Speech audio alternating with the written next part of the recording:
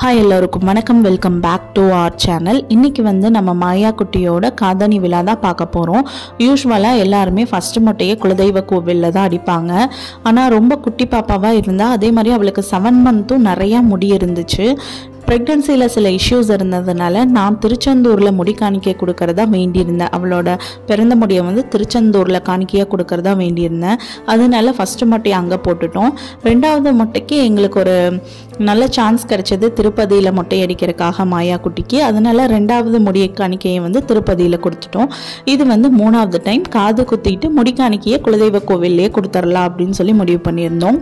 பொதுவாகவே கண்டிப்பாக குழந்தைங்க மொட்டை அடிக்கும் போது அழகுதான் செய்வாங்க. பட் மாயா குட்டிக்கு நாங்கள் ஒரு 2 months முன்னாடியே ட்ரெயின் பண்ண ஆரம்பிச்சிட்டோம்.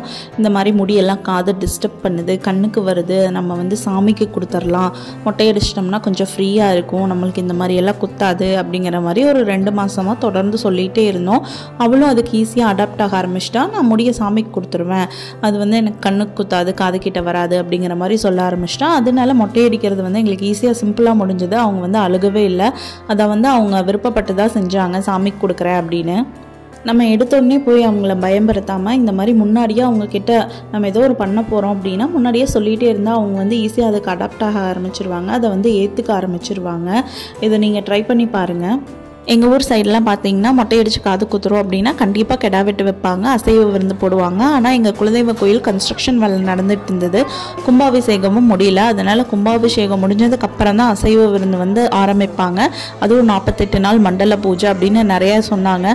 கோவில் கன்ஸ்ட்ரக்ஷன் ஒர்க் போயிட்டுருக்கனால அங்கே ஸ்பேஸும் இல்லை. நார்மலாக நம்ம சைவ விருந்து போட்டு பண்ணலாம் அப்படின்னாலும் அங்கே ஸ்பேஸ் அவ்வளோவா இல்லை. சரியே எல்லாத்தையும் கஷ்டப்படுத்திட்டு அப்படின்னு சொல்லிட்டு சிம்பிளாக வச்சுக்கலாம் அப்படின்னு ரொம்ப க்ளோஸ் ரிலேட்டிவ்ஸ் அண்ட் ஃப்ரெண்ட்ஸ் மட்டும்தான் கூப்பிட்டுருந்தோம். அது மட்டும் இல்லாமல் எங்களுக்கு அடுத்தடுத்து நிறைய கமிட்மெண்ட்ஸ் இருந்தது, டேட் எதுவுமே கிடைக்காத மாதிரி இருந்தது. இந்த சான்ஸ் விட்டுட்டா அப்படியே நெக்ஸ்ட் இயர்னு தள்ளி போயிடும்.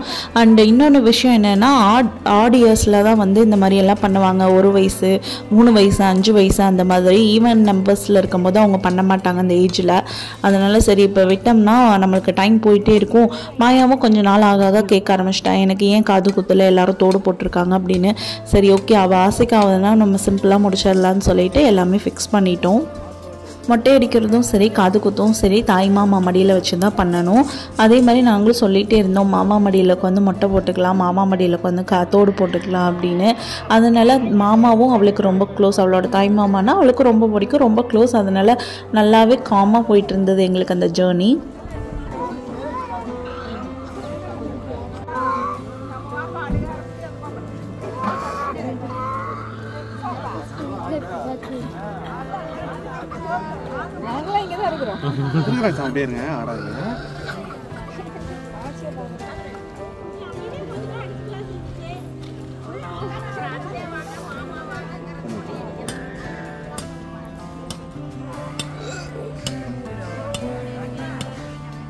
அப்படியே சாமியா ஆடாதீங்க.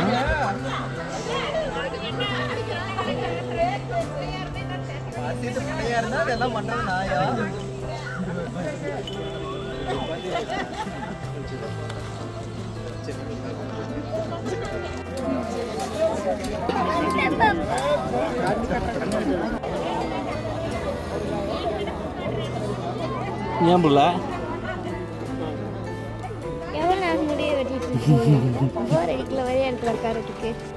மொட்டை அடிச்சதுக்கு அப்புறமும் அழுதுட்டு இருக்கா.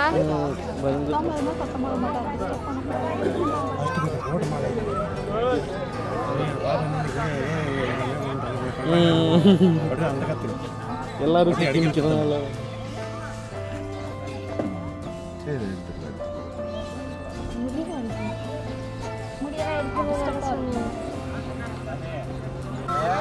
மாயா சரிங்க, எப்படி சிரிக்கிறது?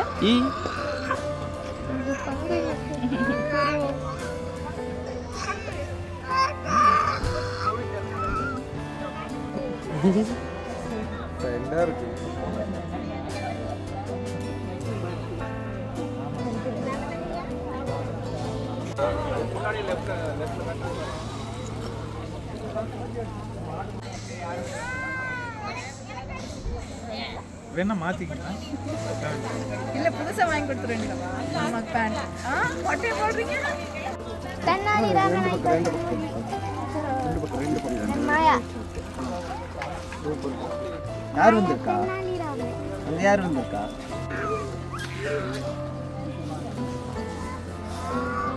ஜம்முன்னு போச்சு மாயா குட்டி. ஜம்முன்னு இருக்குது இப்பதான்.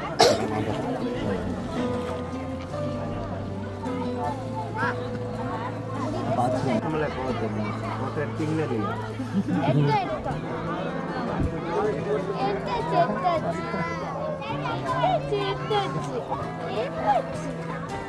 மாயா குட்டி 7 மாசமா இருக்கும்போது அவங்களுக்கு திருச்செந்தூர்ல முடிக்காணிக்கை கொடுத்தப்பவும் நாங்க கத்தி பிளேட் எல்லாமே வாங்கி கொண்டு போய் தான் கொடுத்தோம். இந்த டைமும் அதே மாதிரி தான் நாங்கள் புதுசாக ஒரு கத்தி பிளேட் எல்லாமே வாங்கி கொண்டு போய் கொடுத்துட்டோம். அதை வச்சு தான் அவங்க வந்து மாயா குட்டிக்கு முடி எடுத்தாங்க.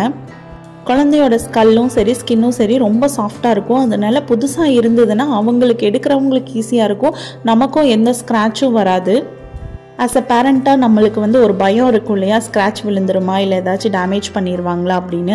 அந்த மாதிரி நீங்கள் யோசிச்சிங்கன்னா கண்டிப்பாக இந்த மாதிரி புதுசு வாங்கிட்டு போய்க்கோங்க. ஹைஜீன் வைஸும் பார்த்திங்கன்னா ரொம்ப நல்லா இருக்கும். ஏன்னா அவங்க ஒரு கத்தி 2 கத்தி தான் வச்சுருப்பாங்க, அதை வச்சு தான் எல்லாத்துக்குமே முடி எடுத்திருப்பாங்க. நமக்குங்கும்போது நம்ம கொஞ்சம் ஸ்பெஷலாக புதுசாக வாங்கிட்டு போயிட்டோம்னா நமக்கு கொஞ்சம் ஃப்ரெஷ்ஷாக இருக்கும். அது காஸ்ட் வைஸும் அஃபோர்டபுளாக தான் இருக்கும். நான் ஆல்ரெடி சொன்ன மாதிரி கன்ஸ்ட்ரக்ஷன் ஒர்க்னால பாத்ரூம் ஹீட்டர் ஃபெசிலிட்டிஸ்லாம் எதுவும் இல்லை. அதனால நாங்கள் பொங்கல் வச்ச அந்த கல்லடுப்புலேயும் வந்து கொஞ்சம் சுடுதண்ணியும் காய வச்சு மாயா குட்டியை குளிக்க வச்சு ரெடி பண்ணிட்டோம்.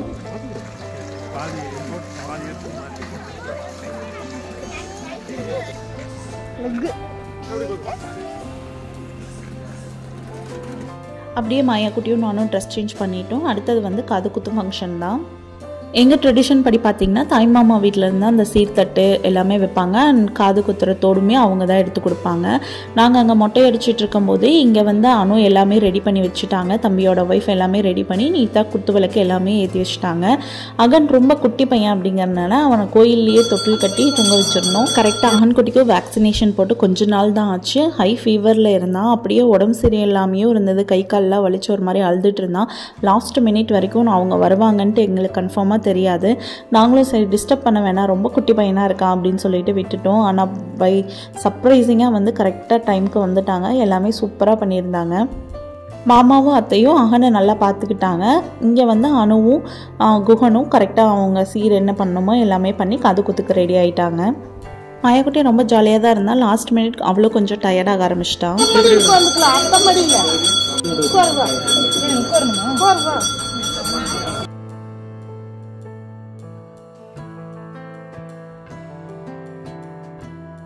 காது குத்துற ஊசியுமே மாயாவுக்கு ஜுவல் எடுத்த ஷாப்லேயே கேட்டு வாங்கிட்டு வந்திருந்தோம். பட் ஆசாரி வந்து என்ன சொல்லிட்டாங்கன்னா ரொம்ப பெருசாக இருக்கும், காது குத்தும் போது வலிக்கும், நான் வச்சிருக்க ஊசி தான் கரெக்டாக இருக்கும்னு சொன்னாங்க.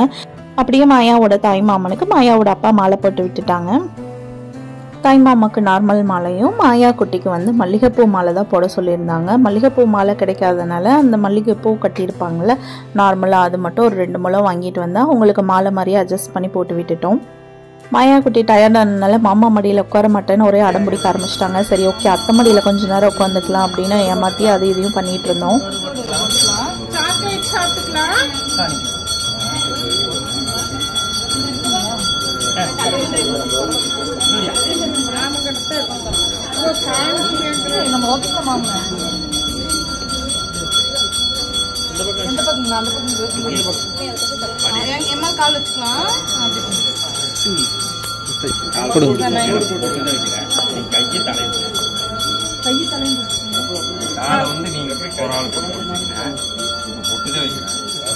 மாயா குட்டி காது வலி தெரியக்கூடாதுங்கிறதுக்காக டாக்டர் கிட்ட கேட்டு 1/2 அன் ஹவர் முன்னாடியே க்ரீம் அப்ளை பண்ணியிருந்தோம்.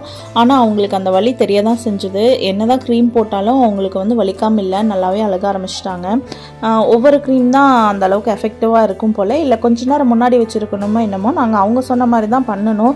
பட் அவங்களுக்கு வலி இருந்தது. அதே மாதிரி பென்சிலில் பாயிண்ட் மார்க் பண்ணி கரெக்டாக பார்த்து குத்தணுன்ட்டு எல்லாமே கரெக்ட் மெஷர்மெண்ட் பண்ணி கரெக்டாக பண்ணாங்க.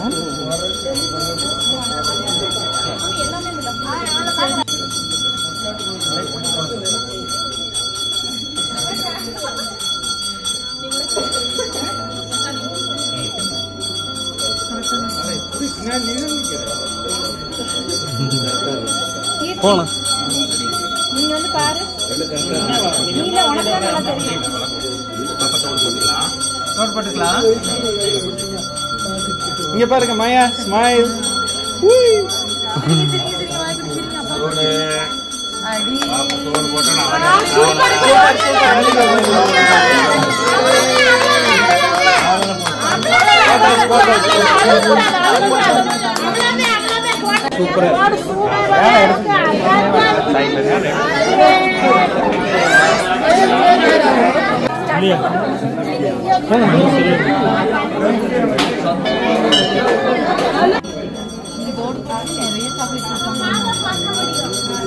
கொஞ்சம் மேல சரிங்களா?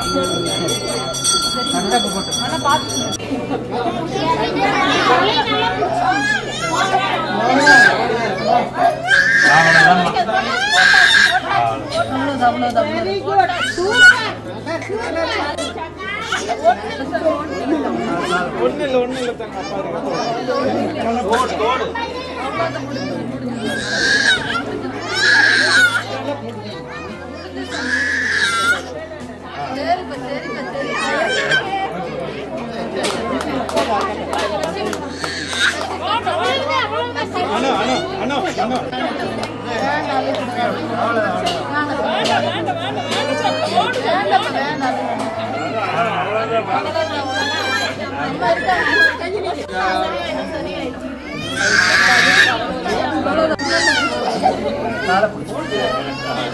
மாயா குட்டிக்கு காது குத்தி முடிச்சோடனே ஃப்ரெண்ட்ஸ் அண்ட் ஃபேமிலி கிட்ட கிஃப்ட்ஸ் எல்லாம் ரிசீவ் பண்ணிட்டுங்க. அதே மாதிரி பெரியவங்க கிட்ட எல்லாத்துக்கிட்டையுமே ஆசீர்வாதம் வாங்கிட்டு கோவில்லையும் திருப்தியா சாமி கும்பிட்டு கிளம்பிட்டோம். ஊசி போட்டாங்களா? தோடு குத்துறதுக்கு தான். அவங்க வலிக்காத ஊசி போட மாட்டாங்க. ஒண்ணு இல்ல நாக்கு அடிச்சுட்டீங்களாமா?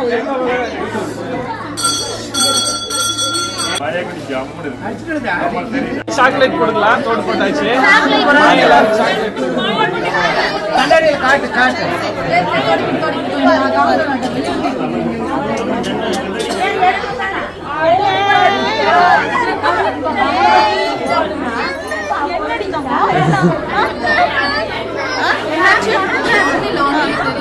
ஃபங்க்ஷன் ரொம்ப சிம்பிளாக இருந்தாலும் முடிஞ்ச அளவுக்கு பாப்பாவை நல்லா கம்ஃபர்டபுளாகவே வச்சுக்க பார்த்துட்டு இருந்தோம்.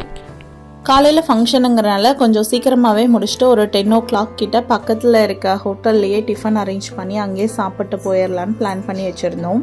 கண்டிப்பாக ஃபங்க்ஷன் கொஞ்சம் கிராண்டாக பண்ணியிருந்தா சிரமப்பட்டிருப்போம். பாப்பாவும் கொஞ்சம் கவனிக்க முடியாமல் இருந்திருக்கும். பட் பாப்பா பொறுத்த வரைக்கும் இந்த ஃபங்க்ஷன் அவளுக்கு நல்லா ஹாப்பியாகவும் சூப்பராகவும் நடந்தது. அவள் ஹாப்பி ஆனதுனால நாங்கள் எல்லாருமே ஹாப்பி. கண்டிப்பாக நீங்களும் குழந்தைங்க இது மாதிரி மொட்டை அடிக்க போகிறீங்க, காது குத்த போகிறீங்க அப்படின்னா அவங்ககிட்ட முன்னாடியே சொல்லி ப்ரிப்பேர் பண்ண ஆரம்பிச்சிடுங்க. அவங்களும் ஈஸியாக அது நடக்கும்போது அதை அக்செப்ட் பண்ணிப்பாங்க. அக்செப்ட் பண்ணலினாலும் ரொம்ப அழுகாமல் இருப்பாங்க. ஹோப் இந்த வீடியோ உங்கள் எல்லாத்துக்குமே பிடிச்சிருக்கும்னு நினைக்கிறேன். கண்டிப்பாக நம்ம சேனலுக்கு சப்ஸ்கிரைப் பண்ணி சப்போர்ட் பண்ணுங்கள், லைக் பண்ணி ஷேர் பண்ணிடுங்க. தேங்க்ஸ் ஃபார் வாட்சிங் திஸ் வீடியோ. இன்னொரு வீடியோவில் சந்திக்கலாம். பாய்.